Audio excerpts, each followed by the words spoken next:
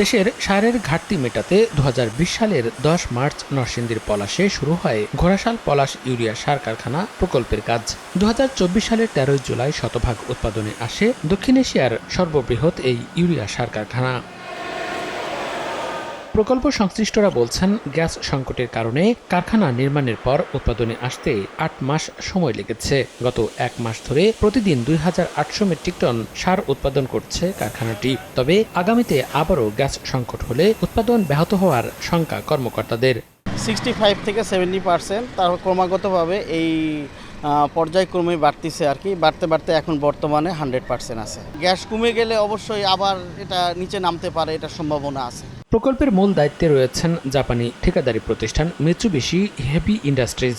কর্তৃপক্ষ বলছে, গ্যাসের চাপ কমে গেলে কারখানা বন্ধ না হলেও কমবে উৎপাদন।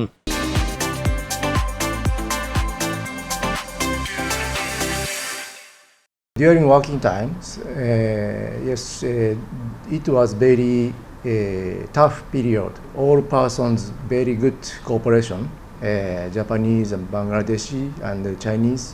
Many people are very much good. Our plant can continuously operate, but if gas supply will be less than 60%, plant cannot be continue operate, so we have to stop the operation.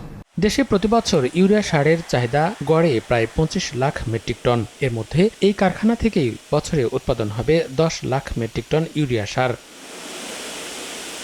সময় সংবাদ, নরসিংদী।